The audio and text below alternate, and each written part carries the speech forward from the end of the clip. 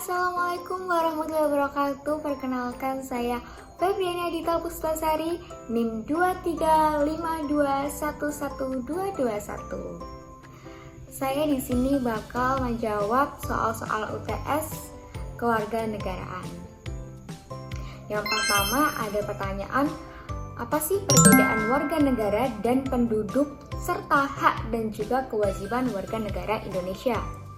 Nah, perbedaan warga negara dan penduduk itu sebenarnya mudah sih, yaitu warga negara adalah seseorang yang secara hukum diakui sebagai anggota dari suatu negara dan memiliki hak serta kewajiban berdasarkan undang-undang negara tersebut.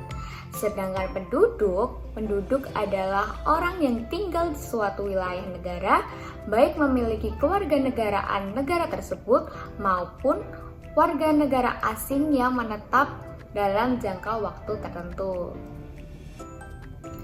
Nah, terus apa sih hak dan kewajiban warga negara Indonesia? Hak warga Indonesia adalah hak-hak yang dijamin oleh Undang-Undang Dasar 1945 dan peraturan perundang-undangan lainnya. Beberapa hak utama warga Indonesia adalah 1.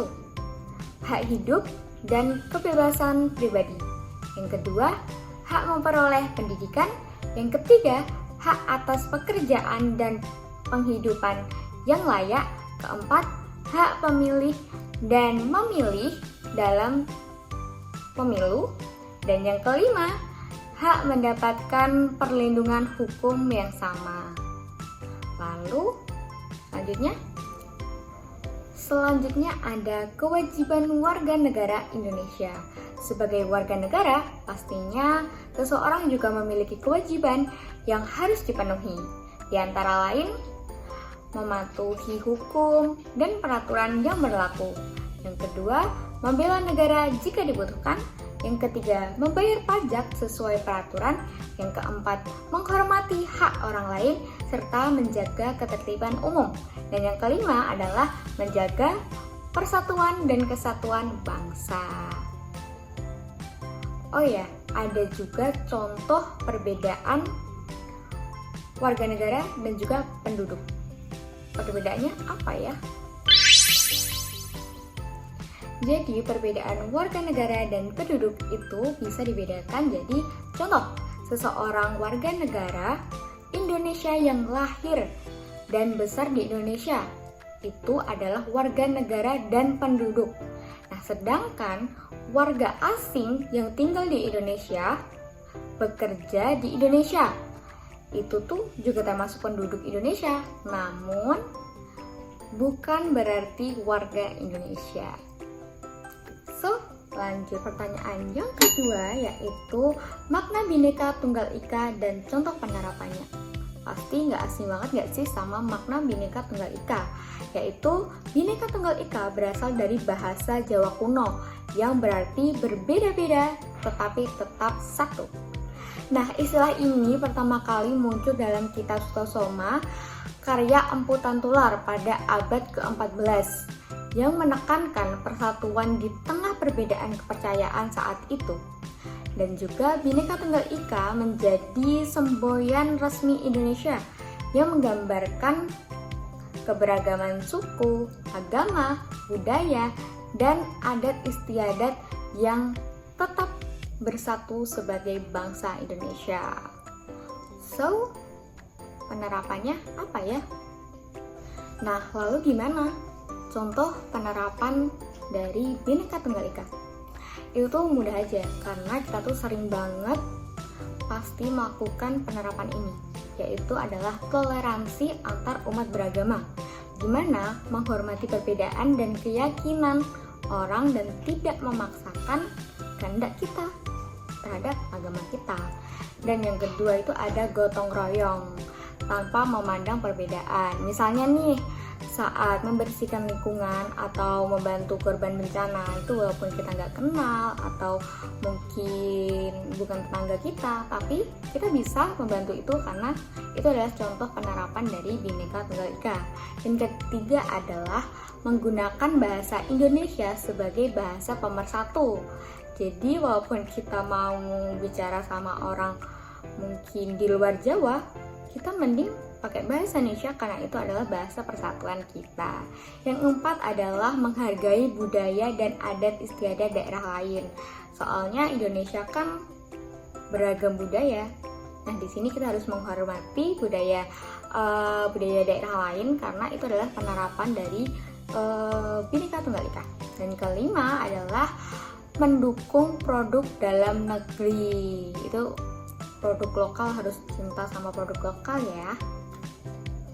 So, lanjut aja ke pertanyaan ketiga.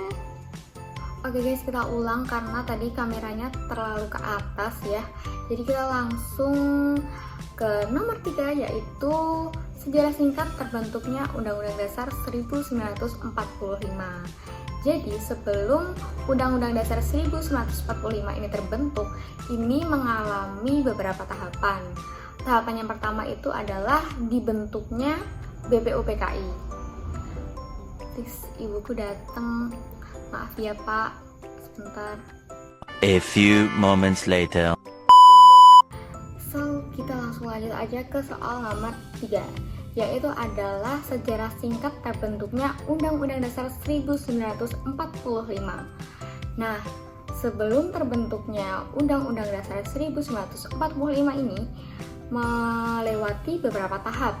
Yang pertama ini adalah tahap pembentukan BPUPKI.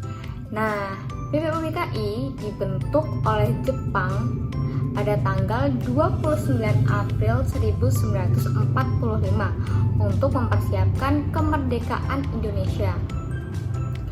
Dan setelah itu, BPUPKI mengadakan sidang pertama pada tanggal 29 Mei sampai 1 Juni 1945, di mana Soekarno mengusulkan dasar negara Pancasila pada 1 Juni 1945. Nah, pembentukan selanjutnya itu ada di tahapan pembentukan PPKI atau Panitia Persiapan Kemerdekaan Indonesia. Nah, PPKI ini dibentuk pada tanggal 7 Agustus 1945 untuk menyusun konstitusi dan mempersiapkan kemerdekaan.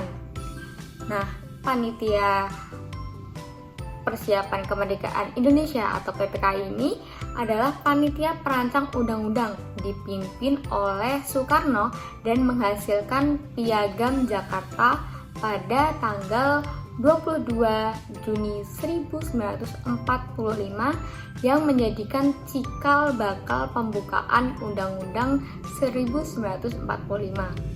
Terus tahapan yang terakhir itu adalah tahapan ketiga, yaitu adalah sidang PPKI pada tanggal 18 Agustus 1945, di mana sehari setelah proklamasi kemerdekaan, jadi habis proklamasi kemerdekaan, besoknya PPKI ini mengesahkan Undang-Undang 1945 sebagai konstitusi resmi Indonesia.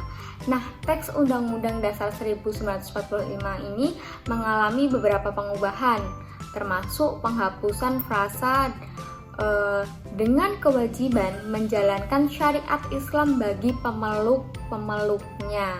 Dalam Piagam Jakarta itu dihapuskan karena negara Indonesia ini kan kaya akan budayanya, agamanya, dan sukunya. Jadi nggak semua warga Indonesia ini mengalami memeluk agama Islam.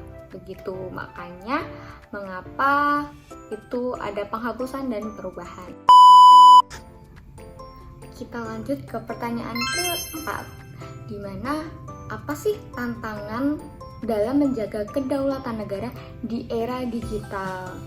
Nah, sekarang tuh eranya digital banget gak sih? Banget dong. Tetapi di era yang modern dan digitalisasi ini malah menjadi ancaman sih sebenarnya bagi negara. Di era digital ini, negara menghadapi berbagai ancaman yang dapat melemahkan kedaulatannya.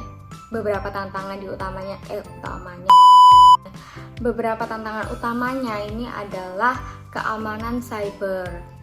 Nah, guys, tahu nggak sih bahwa serangan cyber dari peretas hacker dapat mengancam data penting pemerintah dan masyarakat. Contohnya adalah serangan peretasan terhadap data BPJS Kesehatan yang mengancam keamanan informasi jutaan warga. Itu nakutin banget gak sih? Padahal kan pengguna BPJS di Indonesia ini sangat banyak, tapi ada serangan cyber yang tidak bertanggung jawab. Nah, yang kedua ada hoax dan disinformasi, di mana penyebaran berita palsu atau hoax dapat memecah belah masyarakat dan melemahkan stabilitas negara.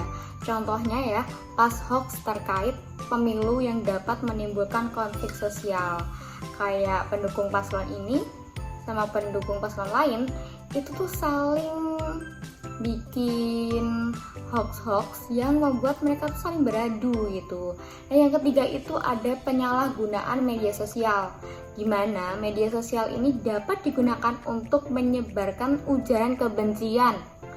Itu benar-benar sangat sering terjadi di Indonesia pada saat ini, dan itu menjadi tantangan terbesar sih sebenarnya, karena penyalahgunaan media sosial ini sangat berdampak sekali bagi kelangsungan hidup di Indonesia ya tentunya gitu. Nah, yang kelima ini adanya keamanan ekonomi digital. Transaksi online yang tidak diawasi dengan baik dapat membuat celah dan membuka celah bagi penipuan dan pencurian data pribadi.